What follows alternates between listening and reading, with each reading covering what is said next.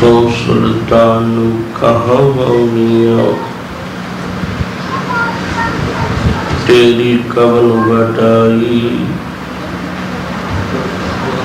जो तो दे सो कहाँ स्वामी।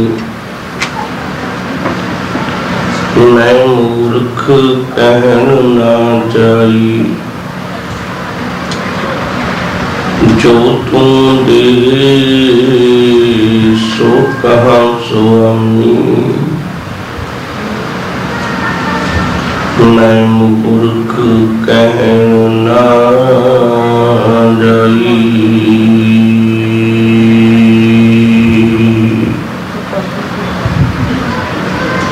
गुरु प्यार वाले हो, प्यार सत्कार नाल आखो जी वाहिगुरू जी का खालसा वाहिगुरू जी की फतेह।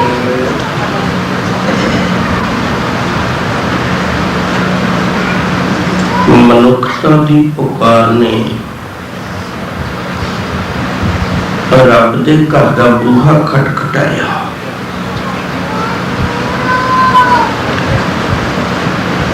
पुकार सी भी धर्म की पोशाक विच ही मनुखता लुटन लगे हुए ने। उसके जवाब विच मनुखता का दर्दी धन गुरु नानक साहब सच्चा पातशाह जगत विच आया। साहब ने जदों नजर भर तकिया उदों दिसिया भी इहो सारी लुकाई तड़फ रही है सच तो बिना, गुरु तो बिना।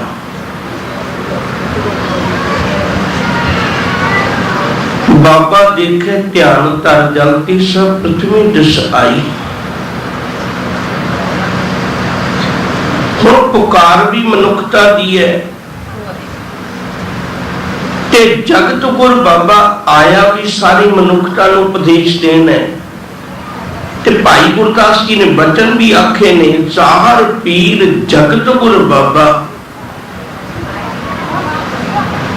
कहते सिखां दा गुरु नहीं, जगत का गुरु। और क्षमा करियो जे अज आप बड़ी वड्डी भुल करने हैं भी धन गुरु ग्रंथ साहब सिखां का गुरु है, ये मनुखता का गुरु है। ये भुल नहीं करनी चाहिए भी सिखां का गुरु है, ये समुची मनुखता को उपदेश दिंदा है। सतगुरु गुरु नानक साहब महाराज जी ने फिर कृपा कर दी।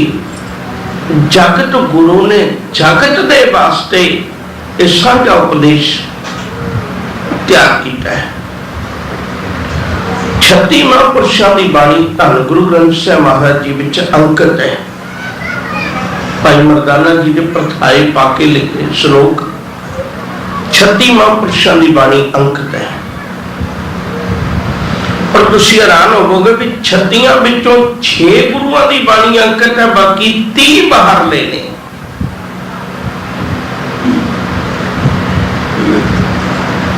साहब सतगुरु गुरु अर्जन साहब महाराज जी ने कृपा कर दी।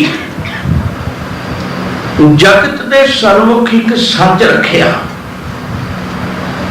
वो सच की सी? साहब कह लगे भी जेड़ा भी इत्थे आया धरती ते पीर पैगंबर किसी भी आया भावे एक तो उन्हें खुद का नाम जपवा लिया, सच की गल ना की। दूजी गल यह होगी वड्डी जेड़ा उन्हें उपदेश दिता, जेड़े उन्हें असूल बनाए, जेड़े उन्हें नियम बनाए, वो अपनी कौम नहीं बनाए।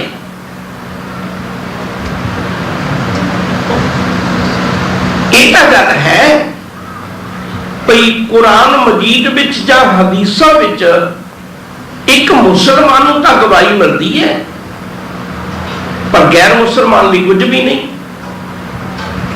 मक्के एक मुसलमान जा सकता है, लेकिन मेरे तुहाडे वर्गा सोचे मैं हज कर आवां, पाबंदी है, बिल्कुल नहीं जा सकता। हिंदुस्तान की धरती ते कई ऐसे मंदिर ने जिहड़ा मंदिरां 'च एक हिंदू दा इबादत करन जा सकदा उच्च जाति वाला, पर कोई गैर हिंदू वो चाहे भी मैं रब दे घर बैठ रब दीयां गल्लां करना ते उहदे लई पाबंदी है। साहब कह लगे रब एक, ओदी बनाई मनुखता एक, ओदे भेजे लोक एक, ते ओदे दी उपदेश एक क्यों ना होवे। हजूर ने कृपा की, फिर धन गुरु ग्रंथ साहब रूपी थाल दे विच जड़ियां 3 वस्तुआं रखियां ने, याद रखना समुची मनुखता लई ने। जिहड़ा शब्द दी अज मैं विचार तुहाडे सामने रखनी चाहुंदा वो ये है, साहब कहने जड़ियां इत्थे मैं वस्तुआं रख के चलिया, केवल सिखां लई नहीं रख के चलिया, सिख कौम लई नहीं रख के चलिया, किते भुलेखा ना खा जाओ, समुची मानवता लई रख के चले हैं। और वचन कीता बकायदा अगे जाके आप विचारांगे, जे को खावे, जे को दे विच सिख भी आउंदा, हिंदू भी आउंदा, जैनी भी आउंदा, बौद्धी भी आउंदा, सारे आउंदे ने। जिहड़ा भी मनुखता दा दर्दी है, जिहड़ा भी इस वस्तु नूं छक लेगा उहदा उद्धार हो जाएगा। ये नहीं जिक्र कीता भी सिख ही खाएगा ते उहदा उद्धार होएगा। बहुत कुछ कुर्बानी विच पिया है। सतगुरु ने कृपा की, कहते 3 चीज़ां किहड़ियां ने, समय मुताबिक मैं कोशिश करांगा भी ये गल अज ही समाप्त होवे। पहली वस्तु हजूर ने आखी, जी ते मेरे करदा मैं हर गल तुहाडे नाल खुल के करा, पर प्रबंधक सज्जन मेरी गल दा बुरा ना मनाओ, इन्हां दी मजबूरी, क्योंकि बहुत प्रचारक आउंदे ने, सारिआं नूं बकर देना हुंदा। पर एक गल चेता रखियो भई राधा स्वामी वीरां दी गिणती क्यों वधी, क्योंकि उत्थे कल्ली कथा हुंदी है और कथा समझ लगदी है। अज देहधारी डेरे क्यों प्रफुल्लित ने ज्यादा, क्योंकि उत्थे कल्ली कथा होती है ते कथा समझ लगती है, लोग जुड़ते हैं। मेरे कहने तो मुराद मैं पहलू अर्ज की भी, ये मेरा मकसद नहीं, मेरा कहना भी कीर्तन बंद होना चाहिए, कदाचित नहीं, पर वक्त इस गल ज्यादा चाहिए ताकि आप इस गल खोल के रख सकिए। खैर मेरी मंशा है जिन्ने दिन मैं इत्थे तुहाडे नाल साझा हाँ कि मैं रज के गुरु घर दी गल्लां कर सका। थोड़ा जिहा पिछोकड़ में चलियो, आप समय की सीमा रख के चलना। साहिब गुरु नानक पातशाह मुल्तान गए, मुल्तान दे पीरा फकीरा ने एक कटोरा दुध भर के भेजे है। हुण साहिब ने की कीता, भाई गुरदास जी ने बकायदा बचन ने, गुरमत बहुत प्यारी है, बाबे कट कर बगल ते चमेली दुध विच मलाई, फुल नहीं विच मलाया, याद रखियो। जिक्र फुल का नहीं है, जिक्र चमेली ने फुल का है। चमेली के फुल च कुछ गुण ने जिहड़े मैं इस वेले तां इशारा ही करांगा। चमेली के फुल का पहला गुण यह है, वो कदे भौरे नूं कोल नहीं आउण दिंदा। कहण लगे भौरे विच ही कौगण है, वो थां थां ते बैठना जाणदा है, मैं ओहनूं कोल बिठाउणा जिहड़ा मेरा हो के चले। इत्थे उन्हां दी थां है, सिੱਖੀ विच उन्हां दी थां है जिहड़े ਇਹ ਗੱਲ ਹਿਰਦੇ ਤੋਂ ਜਾਣਦੇ ਹੁਣ, ਤੁਮੇ ਛੱਡ ਕੋਈ ਅਵਰ ਨਾ ਧਿਆਉ। ਇੱਥੇ ਉਹਨਾਂ ਲੋਕਾਂ ਦੀ ਥਾਂ ਜਿਹੜੇ ਕਹਿੰਦੇ ਨੇ ਸਗਲ ਦਵਾਰ ਕੋ ਛੱਡ ਕੇ, ਇੱਥੇ ਉਹਨਾਂ ਦੀ ਥਾਂ ਜਿਹੜੇ ਕਹਿੰਦੇ ਨੇ ਪਾਏ ਗਏ ਜਬ ਤੇ ਤੁਮਰੇ ਤਬ ਤੇ ਕੋ ਆਂਖ ਤਰੇ ਨਹੀਂ ਆਦਿਓ।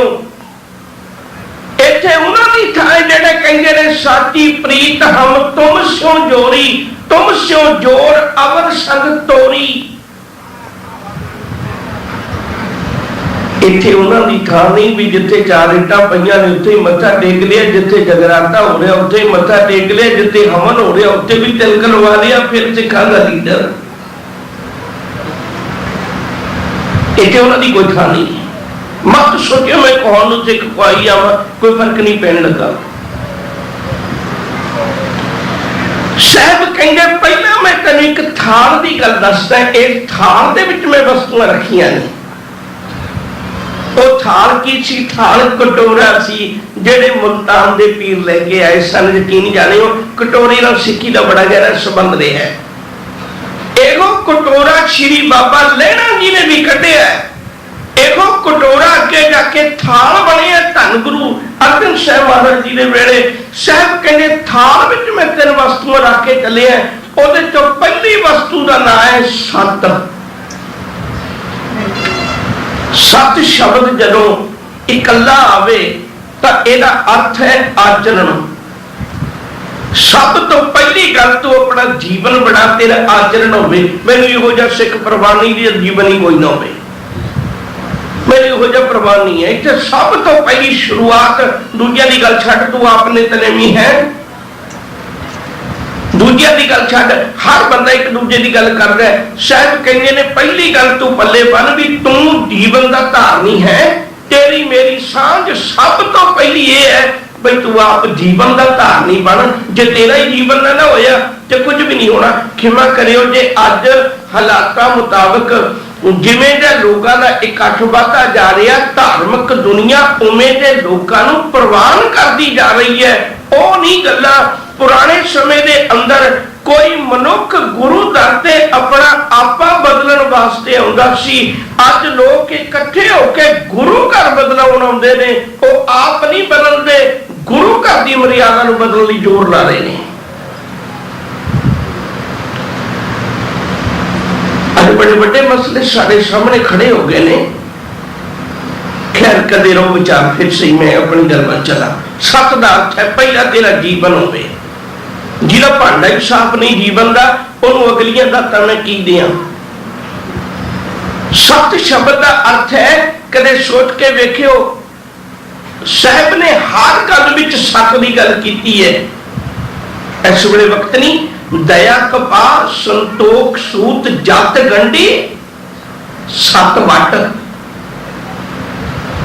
कहते 3 ही चीजा ने मेरे को। सब तो पहली गल इत्थे जिहड़ी आरंभता सत तो है। मैं चाहुंदा तू सत्यार हो। दूजी गल ए, तीजी गल ए जदों तू सत दा धारनी हो सत्यार होके आवेगा ना। तीजी गल मित्रा तेरे और मेरे विचाले कोई है ही नहीं। सचखंड बख्शे निरंकार, उत्थे ही मैं बसदा। जदों तेरा जीवन सत का बन गया ना, सचो उड़े सब को ऊपर सच आचार। जदों तेरा जीवन सच का बन गया तेरे को मैं आ जाऊंगा, तू फिक्र ना कर।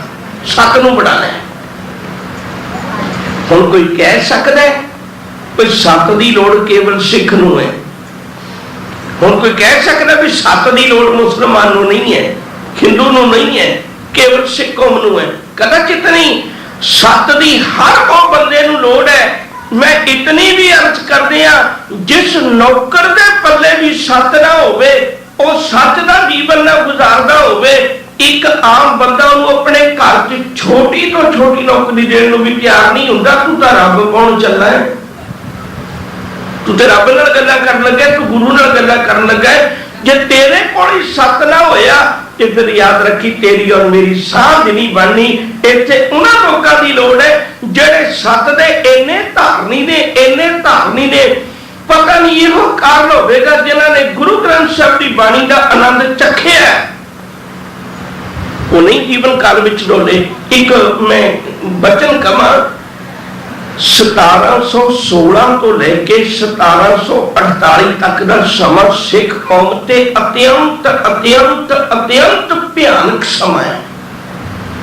किसी बड़े वक्त मिले इतिहास के पन्ने ये तुहाडे नाल साझे करांगा। जदों अत्यंत रहन लई घर होना है तो एक पासे सिखां नूं खाण नूं कुछ नहीं सी मिलदा। जिक्र है साडे पंथ प्रकाश का, वो कहते ने नै जकीरो सिंगल पास शस्त्र बस्त्रहीन सो खास। साडे कोल कुछ भी नहीं सी, ना शस्त्र सन ना बस्त्र सन, फिर भी चढ़दी कला। कहन लगे इथों तक हट पट्टन बाजार सो नाही, रोगी अबकद बिल मर जाही। नागे खरे और भूखे प्यासे, कुछ भी नहीं सी कोल फिर भी आनंद सिख। नागे खरे और भूखे प्यासे, दारू सिक्का न किस पासे, रोगी अवखद बिन मर जाही, हट पटन बाजार सो नाही, गुर बचनन की उनको आस। जड़ी गल करनी चाहना है, गुर बचनन की उनको आस, यही खजानो सिंघन पास। कहते उन्होंने को गुरु के बचनों का भरोसा होंदा सी, इको ही आस सी सिखां नूं भाई जिन्ना चिर साडा गुरु कहंदा ना चढ़दी कला सिखा तू चढ़दी कला चाहे भावें ओदा बंद भी कटिया जा रहा सी। सिख कहंदा सी मैं चढ़दी कला, जिन्हां ने सत बनाया सी। बोले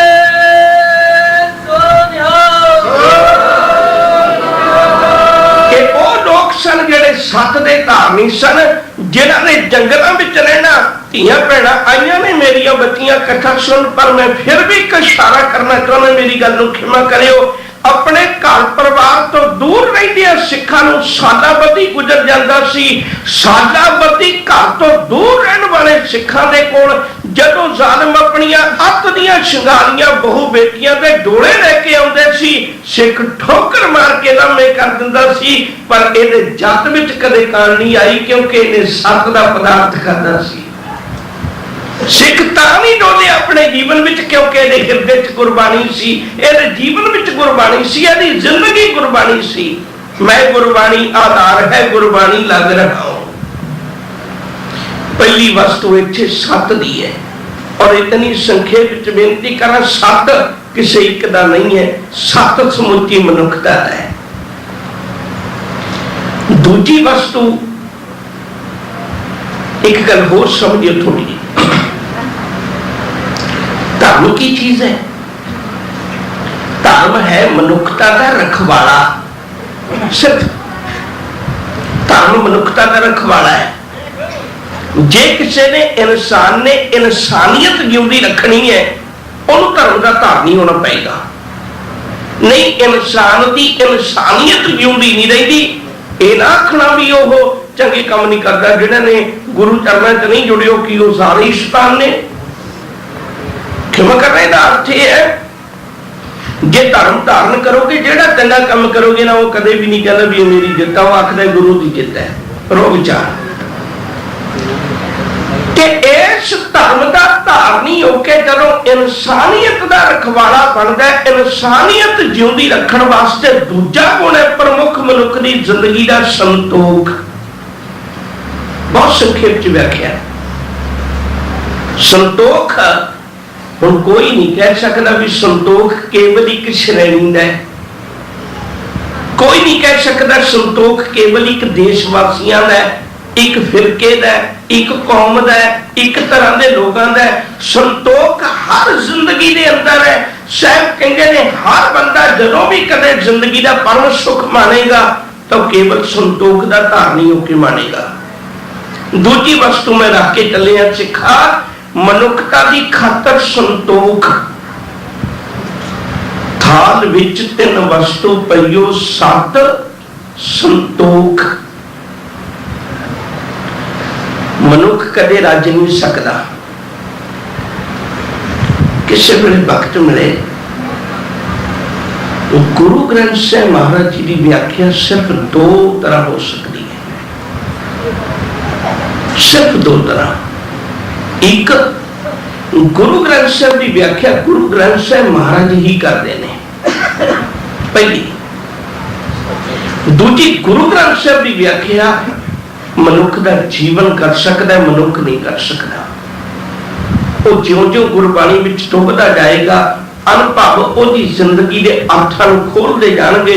जिन्ना कोई गहरा चला जाएगा उतना उसकी जिंदगी च गुरु की बाणी का रस पैदा होगा। नहीं तो लोग जाने ये गीत है, ये तो ब्रह्म विचार, नहीं तो उतली सतह ही है।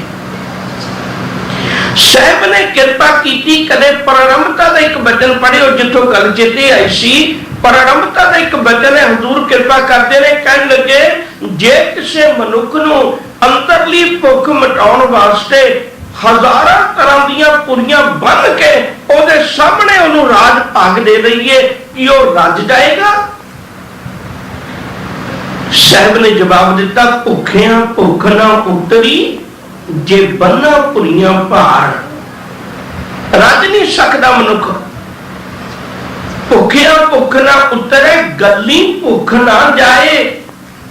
एक ऐसा भी अमृत बचन है रब की बाणी विच, कहते हो रज नहीं सकता। साहब कृपा करो, रजेगा किवें? हजूर ने फिर बचन आख्या, कहते सहस खटे लख को उठतावे, तृप्त न आवे, माया पाछे पावे, अनक भोग विख्या के करे, न तृप्तावे, खप खप मरे। कहते रजन का एक ही ढंग है, बिना संतोख नहीं को रजे। एक होर वचन है रब दी बाणी दा, तृष्णा बूझे हर के नाम, महासंतोख होवे गुर बचनी। महासंतोख हो जाएगा पुरख की जिंदगी च। ਉਹਨੂੰ ਕਦੇ ਧਨ ਨਾਲ ਨਹੀਂ ਖਰੀਦਿਆ ਜਾ ਸਕਦਾ। ਐਸੇ ਪੁਰਖ ਨੂੰ ਜਿਹੜਾ ਗੁਰੂ ਗ੍ਰੰਥ ਸਾਹਿਬ ਦੀ ਬਾਣੀ ਦਾ ਆਸ਼ਿਕ ਹੋਵੇ, ਜਿਹੜਾ ਗੁਰੂ ਗ੍ਰੰਥ ਸਾਹਿਬ ਦੀ ਬਾਣੀ ਪੜ੍ਹਦਾ ਹੋਵੇ, ਜਿਹਦੇ ਜੀਵਨ ਦਾ ਸ਼ਿੰਗਾਰ ਬਣਿਆ ਹੋਵੇ ਬਾਣੀ, ਯਾਦ ਰੱਖਣਾ ਉਹ ਮਨੁੱਖ ਨੂੰ ਕਦੇ ਖਰੀਦਿਆ ਨਹੀਂ ਜਾ ਸਕਦਾ। ਦੁਨੀਆ ਵਿੱਚੋਂ ਸੰਤੋਖ ਦਾ ਧਾਰਨੀ ਹੈ, ਸੰਤੋਖ ਦੇ ਧਾਰਨੀ ਦਾ ਕਦੇ ਦੁਨੀਆ ਕੋਲ ਮੁੱਲ ਨਹੀਂ ਹੋਇਆ ਕਰਦਾ। ਜਿਹੜੀ ਤੀਸਰੀ ਵਸਤੂ ਰੱਖੀ ਹੈ ਉਹਦਾ ਭਾਵੇਂ ਵਿਦਵਾਨ ਪੁਰਖਾਂ ਵਿੱਚ ਅੱਜਕੱਲ ਮਤਭੇਦ ਹੈ, ਮੈਂ ਇਸ ਪਾਸੇ ਨਾ ਜਾਵਾਂ। तीसरी वस्तु पई है अमृत नाम ठाकुर का पईओ। तुसी आखोगे विचारो क्यों नहीं आख्या? एक छोटी जी विचार रख दिया। विचार दे शब्द नाल, विचार दे पर्दे नाल ये वस्तुआं कजियां होईयां ने। पर्दा चुकोगे तां लभेगी। वस्तुआं ऐसियां नहीं जिहड़ियां तुसीं सीधियां खा सकदे हो। याद रखना, कोई जिन्ना खाना कीमती होवे ओना ओनू ढक के रखना पैंदा है। किते ए ना होवे विच कोई मक्खी डिग जाए ते कहंदे खाण दे काबिल ना रवे। ऐ सिखा याद रखी, मैं ये वस्तुआं विचार दे कपड़े नाल ढक के तलिया। ਇਹਦੇ ਵਿੱਚ मैं अत ਦੀਆਂ ਇਹ ਦਾਤਾਂ ਰੱਖੀਆਂ ਨੇ ਜਿਨ੍ਹਾਂ ਦੇ ਹਿਰਦਿਆਂ ਵਿੱਚੋਂ ਕੁਝ ਐਸੀ ਬਦਬੂ ਆਉਂਦੀ ਸੀ ਭਈ ਇਹ ਖਾਣਾ ਬਰਬਾਦ ਕਰ ਸਕਦੇ ਸਨ। फिर ध्यान दियो, मैं एक बार फिर विचार तुहाडे सन्मुख रखा। कई बारी तेरियां भैणां नूं बीबियां नूं ज्यादा पता होवेगा। एक सब्जी कल दी बची होई है, एक सब्जी अज बनाई है, कल वाली नूं भी चक के वेखिया पर वो खराब नहीं हुई, लेकिन उन्होंने अज वाली सब्जी च नहीं मिलाया जाता क्योंकि अज वाली कल तक रह सकती है, जिहड़ी कल वाली वो परसों तक नहीं रह सकती। वो खराब ना हो जाए, दोनों वखरियां रख लेंदियां ने। हजूर ने ऐसी कृपा की, जेड़े चार भगत आए आके कहन लगे साडी बाणी भी दर्ज कर लो। जदों हजूर ने उन्होंने वचन सुने, साहब कहन लगे तेरे वचन अज लई तां ठीक ने पर सदीप लई ठीक नहीं, क्योंकि तू आखना कागज की पुतली होवे ओनू भी अपनी अखां नाल ना वेख ते मैं तां ऐसा नहीं ना कर सकदा। इस घर दा हुक्का तां इह है भई सो क्यों मंदा आखी है जित जम्मे राजान। मैं कहा तेनू मां दी गोद विच पालना चाहुंदा, मैं कहा तेनू वड्डे होए नू तेरी भैन दी गोद विच पालना चाहुंदा, मैं कहा तेनू वड्डे होए नू तेरी गोद विच तेरी धी नू बिठाउणा चाहुंदा। जे तेरा जीवन खुद इस तरह दा होया, तू कागज की पुतली देख के डोलदा होया, मैनू ऐसे लोगों की लोड़ नहीं, मैनू उन्हां संतोखी लोगों की लोड़ है जेड़े अपनी भैन की तां गल छड्डीए दुनिया की हर भैन की राखी कर सकते हो।